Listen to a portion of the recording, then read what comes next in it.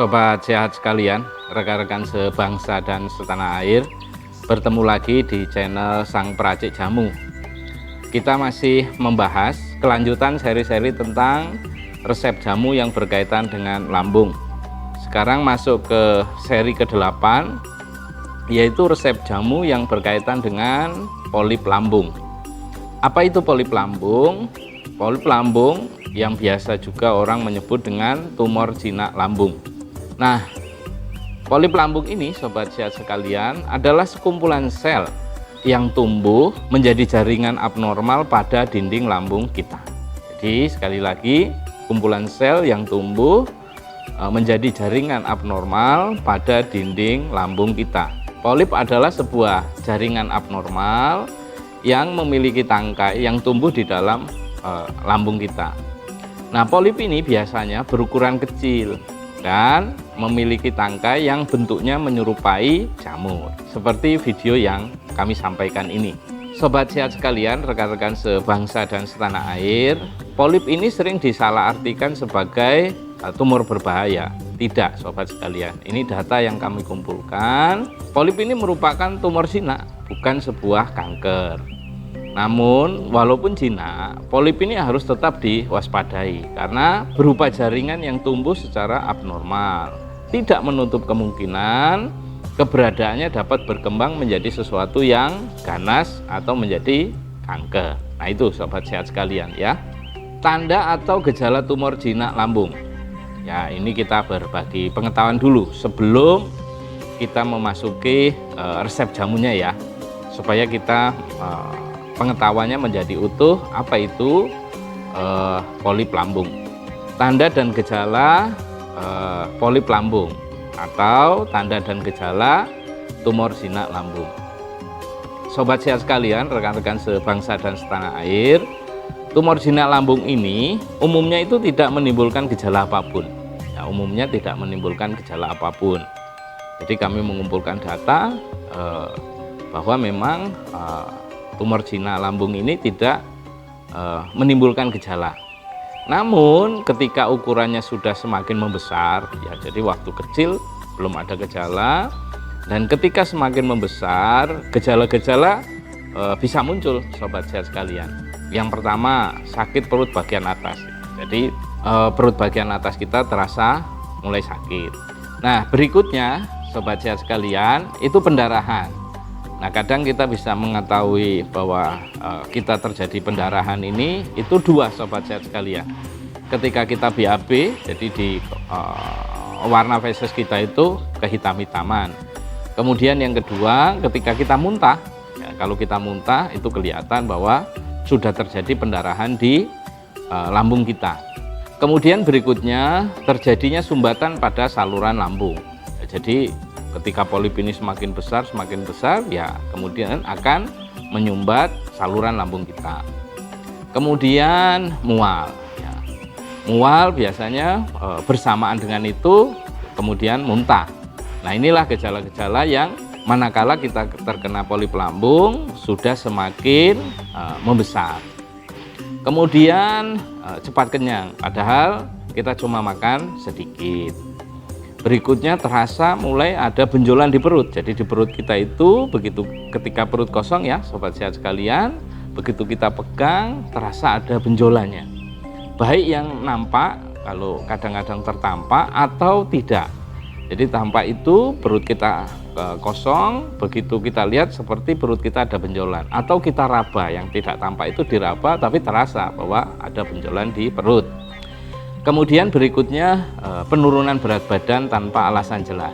Nah, ini juga termasuk tanda dan gejala yang berkaitan dengan polip lambung. Kemudian bagian putih mata dan kulit kita tampak menguning. Jadi ini gejala lanjutan ketika kita kena polip lambung. Kemudian berikutnya perut terasa keras ketika ditekan. Nah, ini bahwa polip lambung kita sudah semakin membesar. Jadi ketika perut ditekan itu terasa keras rasanya. Kemudian buang air besar berdarah. Nah, itu yang saya sampaikan tadi bahwa ketika kita mengalami pendarahan, itu bisa kita lihat ketika kita buang air besar. Sobat sehat sekalian, rekan-rekan sebangsa dan setanah air, penyebabnya apa sih Pak? Tumor lambung ini. Begini sobat sehat sekalian, saya mencari data sebanyak mungkin untuk mengetahui penyebab tumor jinak ini atau polip lambung ini. Nah, hingga kini penyebab tumor jinak lambung ini belum bisa dipastikan ya. Jadi saya sudah cari, belum bisa dipastikan. Namun para pakar juga menduga bahwa ada beberapa faktor yang bisa meningkatkan risiko seseorang mengalami kondisi ini. Jadi risiko seseorang yang bisa mengalami polip lambung. Nah, faktor-faktor risiko apa yang menyebabkan orang bisa terkena polip lambung? Yang pertama sobat sehat sekalian, paparan radiasi. Jadi mungkin ketika ada sesuatu bedah atau operasi yang menggunakan sinar-sinar tertentu sehingga bagian kita terkena paparan radiasi itu. Kemudian faktor keturunan. Nah, ini saya cari ya sobat sehat sekalian ya, hubungannya apa sih faktor keturunan sama polip lambung. Jadi begini, data yang terkumpul itu ketika kita ada potensi lambung lemah, dan itu juga berpotensi diturunkan kepada putra-putri kita. Kemudian stres. Nah, stres ini mungkin ya sobat sehat sekalian nggak secara langsung, tetapi stres yang berkepanjangan sehingga ekosistem lambung bermasalah. Dan dampak yang ditimbulkan salah satunya adalah polip lambung ini. Kemudian trauma atau cedera. Nah, ini juga bisa menyebabkan faktor risiko yang terkena polip lambung. Terus kemudian infeksi. Nah, ini ada satu bakteri ya sobat sehat sekalian yang disebut bakteri pylori. Orang menyebut bakteri pylori, tapi nama lengkapnya Helicobacter. Nah, bakteri inilah yang banyak menyerang lambung kita. Salah satu dampak dari bakteri ini adalah polip lambung. Kemudian berikutnya faktor risiko orang bisa terkena polip lambung adalah gastritis kronis. Nah, orang yang terkena gastritis yang tidak diobati dalam waktu lama sehingga menyebabkan polip lambung. Kemudian terlalu banyak mengkonsumsi makanan yang mengandung pengawet. Kemudian, nah ini yang banyak tidak disadari nih oleh sobat sehat sekalian, kurang konsumsi sayur dan buah. Ya, seperti video-video kami sebelumnya kami sampaikan bahwa ketika kita kurang konsumsi buah dan sayur, jumlah mikroorganisme yang ada di lambung dan pencernaan kita berkurang, nah, sehingga mengganggu ekosistem mikroorganisme. Nah, dampak dari terganggunya ekosistem itulah salah satu yang kita rasakan atau potensi yang dapat ditimbulkan adalah polip lambung. Kemudian faktor yang paling berisiko terkena polip lambung adalah laki-laki berusia di atas 50 tahun. Ya, jadi laki-laki yang berusia di atas 50 tahun. Kemudian faktor yang berisiko berikutnya adalah mengkonsumsi alkohol. Nah, ini sobat sehat sekalian. Jadi memang alkohol mengawali merusak lambung kita dengan merusak mukosa atau dinding lambung kita. Nah, inilah yang kemudian ketika dinding lambung kita rusak, mulailah ada jaringan abnormal yang muncul dari dinding lambung kita. Sehingga ini awal mula bisa terjadi polip lambung. Kemudian berikutnya sobat sehat sekalian, pernah menjalani operasi lambung. Di orang yang pernah menjalani operasi lambung ada potensi atau berisiko terkena polip lambung. Sobat sehat sekalian, faktor risiko berikutnya orang bisa terkena polip lambung adalah kebiasaan menggunakan obat penghambat proton atau disingkat PPI. Nah, inilah sobat sekalian yang berpotensi orang terkena polip lambung. Faktor risiko berikutnya sobat sehat sekalian itu sindroma genetik atau FAP, familial adenomatous polyposis. Nah, ini sindrom genetika ini sobat sehat sekalian bisa memicu terjadinya polip lambung. Berikutnya riwayat keluarga orang yang pernah kena polip lambung atau kanker lambung. Nah, ini biasanya juga berisiko atau berpotensi terkena polip lambung. Nah, ini yang terakhir sobat sehat sekalian, orang yang berpotensi atau berisiko besar terkena polip lambung adalah obesitas. Nah, sehingga jaga tubuh ya sobat sehat sekalian. Kalau ingin nanti berkaitan dengan jamu obesitas, cari video kami yang berkaitan dengan jamu obesitas. Sobat sehat sekalian, rekan-rekan sebangsa dan setanah air, polip lambung ini ada dua jenis sobat sehat sekalian. Yang pertama neoplastik, kemudian yang kedua non neoplastik. Polip yang neoplastik ini sobat sehat sekalian, jaringan yang berpeluang menyebabkan kanker lambung. Nah, sedangkan polip yang non neoplastik itu betul-betul bersifat jinak. Sobat sehat sekalian, rekan-rekan sebangsa dan setanah air, di mana saja sih polip lambung itu bisa terjadi di dalam lambung kita? Yang pertama di kelenjar fundus ya. Ketika di awal video seri ini kami sudah sampaikan bahwa bagian-bagian lambung. Nah, fundus itu adalah bagian lambung yang kedua, tempat berakumulasinya gas-gas kan, sobat sehat sekalian. Setelah makanan masuk lewat kardia, kemudian fundus, kemudian turun ke filorus. Nah, polip yang terjadi di fundus ini merupakan jenis polip yang paling umum. Jadi banyak orang yang terkena polip lambung di bagian fundus. Nah, sesuai dengan namanya, benjolannya berbentuk fundus. Ya, sobat sekalian ya, bagian atas lambung yang berbentuk melengkung. Saat terdeteksi, polip biasanya muncul dalam kelompok dan tampak seperti benjolan yang rata. Nah, ini sobat sehat sekalian, ini yang polip yang ada di kelenjar fundus. Nah, polip dalam kelenjar fundus ini jarang sekali yang berkembang menjadi kanker. Jadi umumnya yang di kelenjar fundus ini betul-betul tumor jinak atau polip lambung yang jinak. Penyebab terjadinya yang di fundus ini, polip fundus ini berkaitan dengan obat penghambat pompa proton atau istilah singkatannya adalah PPI. Nah, obat ini biasanya digunakan untuk meredakan MA dan sejumlah gangguan pencernaan terkait asam lambung. Nah, itu sobat sehat sekalian, polip yang ada di kelenjar fundus. Nah, sekarang yang kedua. Yang kedua ini polip hiperplastik. Jadi muncul secara berkelompok dan menyebar ke seluruh permukaan dinding lambung kita. Selain itu, polip hiperplastik ini juga dapat ditemukan di dekat lapisan lambung yang terluka. Pembentukan jaringan hiperplastik ini kerap berawal dari iritasi atau peradangan pada lambung. Nah, biasanya yang polip hiperplastik ini sobat sehat sekalian itu yang akibat infeksi bakteri pylori atau Helicobacter pylori yang menyebabkan peradangan, lama-lama kemudian timbul jaringan abnormal sehingga membentuk polip lambung. Sobat sehat sekalian, rekan-rekan sebangsa dan setanah air, yang berikutnya yang ketiga itu polip adenoma. Nah, polip adenoma ini termasuk dalam kelompok polip neoplastik.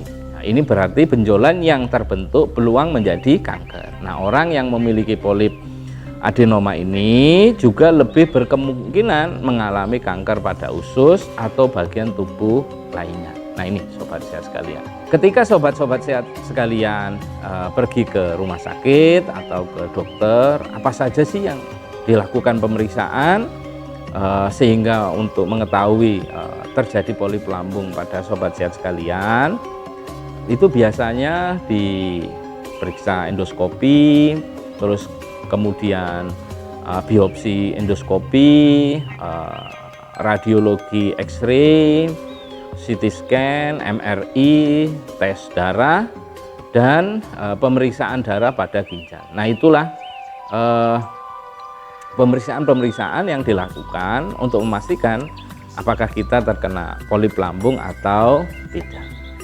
Sobat sehat sekalian, rekan-rekan sebangsa dan setanah air, pengetahuan tentang penyakitnya sudah kami bagikan. Apa itu tadi polip lambung, bagaimana gejalanya, kemudian apa saja faktor risikonya, dan sekarang kita akan berbicara resep jamunya. Nah, tujuan pertama dari pembuatan resep yang berkaitan dengan polip lambung ini, sobat sehat sekalian, adalah untuk membunuh sel-sel polip ya. Jadi kalau walaupun jinak maupun ganas, jamu ini bisa untuk membunuh sel-sel yang ada di polip itu. Kemudian yang nggak kalah penting, tujuan membuat resep jamu ini adalah merangsang sistem kekebalan tubuh kita untuk membasmi sel-sel tersebut. Jadi yang pertama tadi yang berkaitan jamunya langsung menyerang sel-sel itu, yang kedua tubuh kita ikut membantu melemahkan sel-sel polip baik jinak maupun ganas. Yang ketiga, tujuan pembuatan resep jamu untuk polip lambung ini adalah untuk mengurangi gejala-gejala penyakit agar kita terasa nyaman. Nah itu sobat sehat sekalian, rekan-rekan sebangsa dan setanah air. Nah, resep ini yang akan kami sampaikan ini untuk penderita ringan ya sobat sehat sekalian ya, yang belum ada juga komplikasi terhadap penyakit lain. Kalau ada komplikasi penyakit yang lain dan penderitanya juga sudah cukup berat, silakan datang ke Merapi Pharma, nanti kami racikan sesuai dengan kondisi pada saat itu ketika sobat-sobat sehat sekalian datang ke Merapi Pharma. Ya, sekali lagi sobat sehat sekalian, ini untuk penderita yang ringan. Dan jangan lupa dipastikan dulu betul bahwa kita terkena polip lambung dengan datang ke rumah sakit atau ke dokter melakukan pemeriksaan. Nah, sekarang resep jamunya. Apa saja sih resep jamunya? Pertama, kencur. Nah, ini kencur ini sudah familiar ya sobat sehat sekalian ya. Mungkin termasuk di bumbu dapur ada. Ini nama latinnya Kaempferia galanga. Nama simplicia atau nama bahannya Kaempferiae rhizoma sebanyak 50 gram. Kedua, temu mangga. Nah, sobat sehat sekalian bisa tahu temu mangga seperti apa. Nah, ini pohonnya seperti ini, bahannya seperti ini. Terus kemudian bahan yang siap digunakan seperti ini. Nah, temu mangga ini kenapa disebut temu mangga ya nama lokalnya? Itu kalau kita patahkan, kita kemudian hirup aromanya itu seperti bau mangga. Ya, bau mangga muda lah seperti itu. Nah, temu mangga ini nama latinnya Curcuma mangga, nama simplicianya Curcumae manggae rhizoma sebanyak 50 gram. Kemudian berikutnya yang ketiga kunyit, Curcuma domestica, nama bahan atau simplicianya Curcumae domesticae rhizoma sebanyak 50 gram. Kalau kunyit ini itu sudah familiar ya biasanya ya sobat sehat sekalian ya, terutama ibu-ibu yang biasa membuat bumbu untuk menggoreng ikan atau ayam, biasanya kunyit disertakan. Berikutnya yang keempat, temu ireng. Nama latin bahannya Curcuma aeruginosa, nama simplicia atau nama bahannya Curcumae aeruginosae rhizoma sebanyak 60 gram. Yang kelima, bawang sabrang. Nah, yang bawang sabrang ini sobat sehat sekalian, kalau misalnya nggak tahu ya datang saja ke Merapi Pharma, karena di sini sobat-sobat sehat sekalian bisa belajar tentang tanaman obatnya dan itu gratis. Jadi bisa dilihatlah tanaman-tanaman obat yang ada di Merapi Pharma daripada salah sobat sehat sekalian ya. Nah, bawang sabrang ini nama Indonesianya, kalau nama di Jawa itu disebut berambangan. Nah, nama latinnya Eleutherin americana mer, nama simplicia atau nama bahannya Eleutherin rhizoma sebanyak 20 gram. Pohonnya seperti apa? Seperti ini ya, bahan bakunya juga seperti ini ya, umbinya supaya sobat sehat sekalian tidak salah ya. Yang terakhir, karena ini berkaitan dengan polip, kita menggunakan daun ungu ya, kalau dalam bahasa Jawa disebut daun wungon ya sobat sehat sekalian. Daun ungu ini nama latinnya Graptophyllum victum, nama simplicianya Graptophyllum victum folium sebanyak 30 gram. Nah, ini resep yang kami sampaikan ini kepada sobat sehat sekalian, ini perpaduan resep kuno yang kami pelajari dalam perjalanan kami belajar tanaman obat dan literatur-literatur yang kami baca dalam penelitian-penelitian modern. Nah, mudah-mudahan resep ini sangat bermanfaat buat sobat sehat sekalian yang terkena polip lambung. Nah, tadi bahannya sudah ya sobat sehat sekalian, sekarang cara membuat. Nah, ini saya sampaikan dulu teorinya, nanti kita praktek ya cara membuat jamunya. Nah, semua bahan tadi, ya ke-6 bahan tadi itu dicuci ya, terus kemudian dipotong-potong, kemudian dihaluskan. Nah, dihaluskannya bisa di blender atau ditumbuk. Nanti kita praktekkan dihaluskan dengan cara di blender ya sobat sehat sekalian. Nah, setelah di blender kemudian dimasak atau direbus, bisa dengan panci kuali tanah, bisa juga dengan panci enamel, bisa dengan panci stainless steel atau panci kaca, dengan air sebanyak 3,2 liter. Yang tidak saya sarankan itu dengan panci aluminium. Ya, jangan ya sobat sehat sekalian ya. Karena apa? Karena panci aluminium itu bersifat korosif terhadap bahan jamu, sehingga residu aluminium bisa terbawa dalam air rebusan jamu yang kita rebus. Kemudian direbus sampai mendidih. Setelah mendidih, tutupnya dibuka, ditunggu mendidih 5 menit. Ya. Terus jamu ini sobat sehat sekalian itu setiap 12 jam itu dipanasi sampai mendidih. Kenapa? Supaya tidak basi. Resep jamu ini sobat sehat sekalian dengan air sebanyak 3,2 liter ini untuk 24 kali minum. Dah, sekarang dosis dan aturan minumnya sobat sehat sekalian. Nah, untuk sobat sehat sekalian yang sudah terkena polip lambung, artinya untuk dosis pengobatan diminum sehari 5 kali sebelum makan. Jadi pagi, agak siang, sore, kemudian malam. Sekali minum berapa sobat sehat sekalian? 100 cc. Jadi sekali minum sedikit. Nah, nanti 100 cc seperti apa kami sampaikan ketika di prakteknya kita ya. Dan sebelum makan. Jadi saya wanti-wanti sebelum makan. Kenapa? Karena pada saat lambung kita kosong, jamu ini bisa bekerja secara maksimal. Pak, kalau saya ingin jaga-jaga Pak supaya jangan terkena polip lambung, boleh nggak Pak minum jamu ini? Boleh sobat sehat sekalian ya. Kalau untuk pencegahan sehari diminum 2 kali, pagi dan malam, tetap sebelum makan. Itu ya sobat sehat sekalian ya. Untuk pencegahan sehari diminum berapa? 2 kali, di pagi hari dan malam hari, tetap sebelum makan. Nah, itu dia sobat sehat sekalian. Dosis dan aturan minum sudah kami berikan. Sekarang kita lanjutkan bagaimana prakteknya ya sobat sehat sekalian. Ikuti terus video ini supaya sobat sehat sekalian menjadi paham dan bisa dipraktekkan di rumah.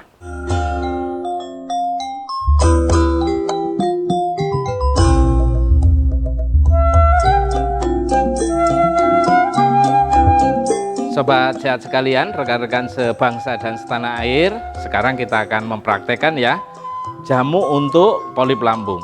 Jadi bahan-bahannya tadi ada 6 bahan, bagaimana cara membuatnya.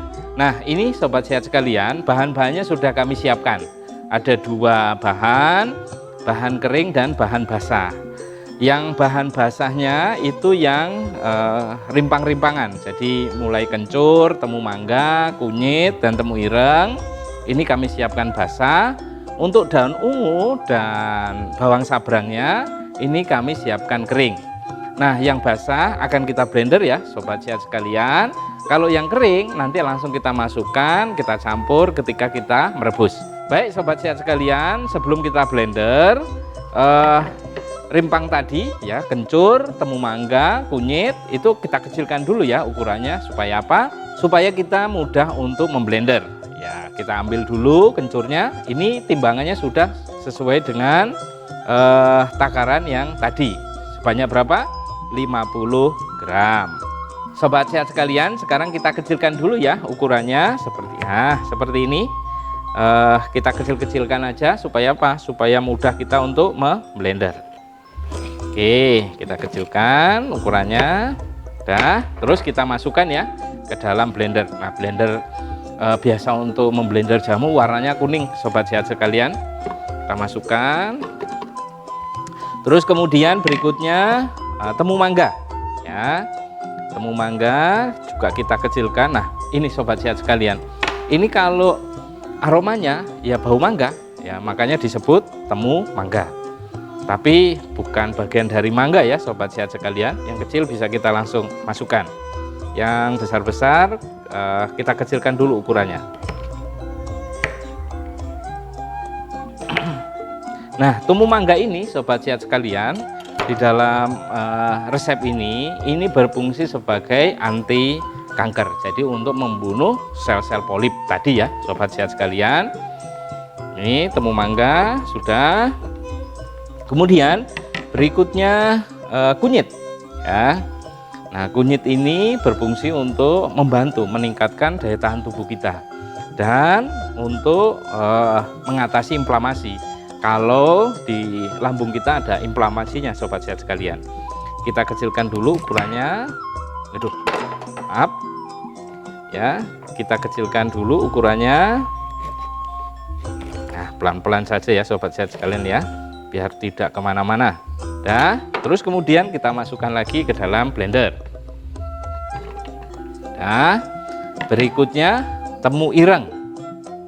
Ya, temu ireng ini juga kita masukkan kita potong-potong dulu. Kita kecilkan ukurannya, yang sudah kecil ukurannya tidak usah dikecilkan lagi karena blender sudah mampu untuk mengecilkannya. Nah, Pak, ini dikupas atau tidak? Kalau saya sarankan dicuci bersih saja, kemudian di blender, karena memang di kulit rimpang-rimpangan ini banyak sekali juga manfaatnya, tetapi dicuci bersih ya sobat sehat sekalian. Oke, kita kecilkan ukurannya. Nah, kita masukkan juga lagi ke dalam blender. Nah, terus kemudian masih ada dua yang dalam kering. Yang pertama ini bawang sabrang, yang kedua adalah daun ungu. Nah, ini nanti langsung kita masukkan di dalam proses perebusan bersamaan dengan yang di blender.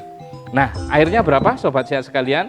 3,2 liter. Nah, kita ambil 500 cc atau setengah liter untuk membantu proses memblender ya sobat sehat sekalian ya. Saya siapkan airnya dulu.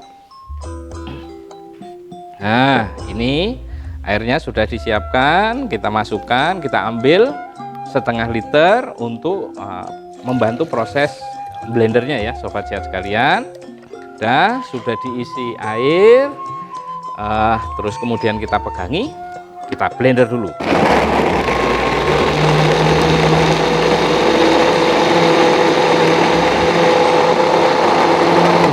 Dah sebentar saja sobat sehat sekalian. Kemudian ini kita masukkan di kuali. Oke, sekarang kita masukkan ke kuali.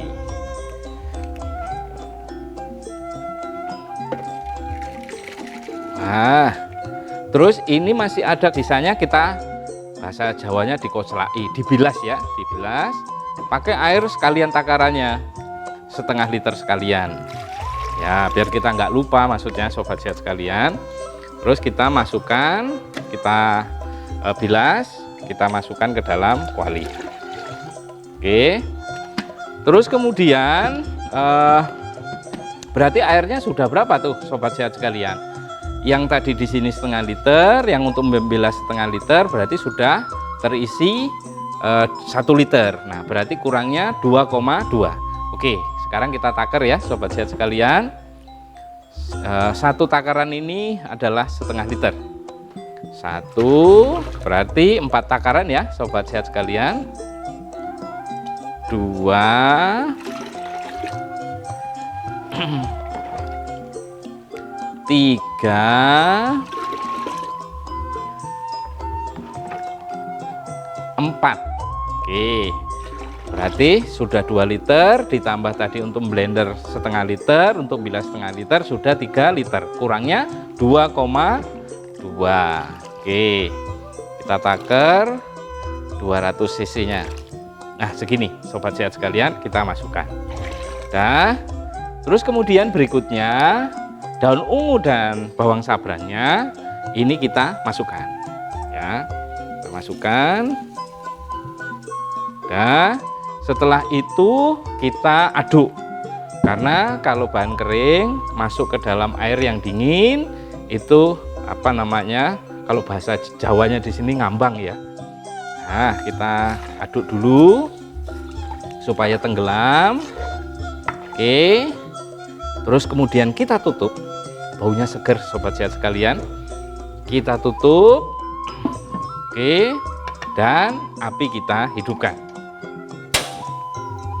Nah, sobat sehat sekalian, rekan-rekan sebangsa dan setanah air, kalau menggunakan air 3,2 liter, kita ngerebusnya pakai kuali tanah, itu kurang lebih membutuhkan waktu 20-25 menit. Nah, kalau sobat sehat sekalian menggunakan panci stainless atau panci kaca, mungkin ya jauh lebih cepat.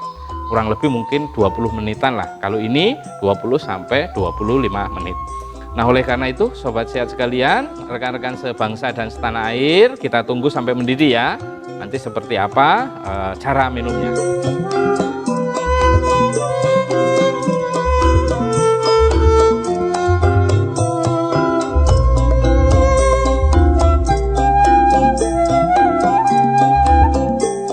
Sobat sehat sekalian, rekan-rekan sebangsa dan setanah air, sudah 20 menit kita lihat apakah sudah mendidih. Sudah sobat sehat sekalian, kita buka. Wah, baunya segar sobat sehat sekalian. Tutupnya kita letakkan ya, kita aduk, biarkan mendidih berapa lama? 5 menit. Nah, ini sobat sehat sekalian, kita tunggu berapa? Kita tunggu selama 5 menit. Nah, sobat sehat sekalian, rekan-rekan sebangsa dan setanah air, apa itu tadi polip lambung sudah, kemudian gejalanya apa, kemudian siapa saja yang faktor risiko terkena, kemudian resep jamunya juga sudah kami berikan, cara membuatnya sudah, dosis dan aturan minum sudah, kita mempraktekannya juga sudah.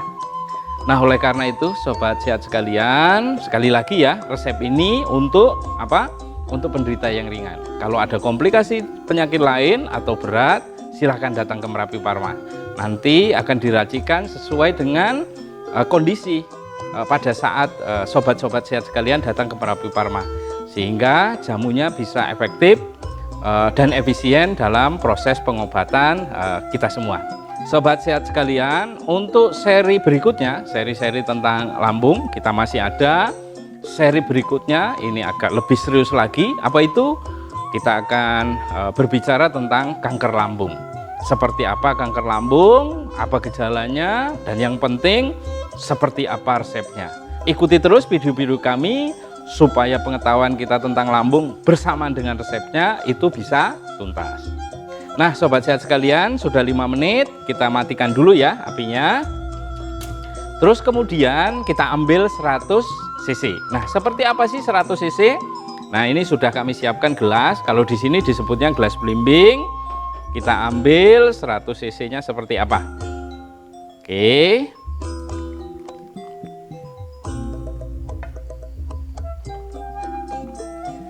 Seratus cc-nya seperti apa? Tambahi sedikit lagi. Ya. Terus ampasnya kita masukkan lagi. Nah, sobat sehat sekalian, jamu ini kalau kita ngerebusnya pagi, malam itu dipanasi lagi ya. Prinsipnya setiap 12 jam jamu dipanasi. Supaya apa? Supaya tidak basi. Dan semakin kita sering memanasi, kandungan aktif yang ada pada bahan itu bisa keluar secara maksimal. Nah, ini sobat sehat sekalian, 100 cc seperti ini. Diminum sebelum makan. Sehingga jamu ini bisa bekerja secara maksimal ketika lambung kita kosong. Sobat sehat sekalian, rekan-rekan sebangsa dan setanah air, tuntas sudah jamu resep tentang polip lambung ini. Berikutnya kita akan membahas tentang kanker lambung. Ya, ikuti terus video-video kami supaya tuntas penyakit yang berkaitan dengan lambung. Terakhir, sebagai bagian kita belajar jamu secara rileks, saya akan sampaikan pantun untuk sobat sehat sekalian, rekan-rekan sebangsa dan setanah air. Dicaci ojo nelongso, dipuji ojo melambung. Eling lan waspada kuwi kuncine. Sapa sing gerah polip lambung, monggo ngunjuk jamu daun ungu lan kancane.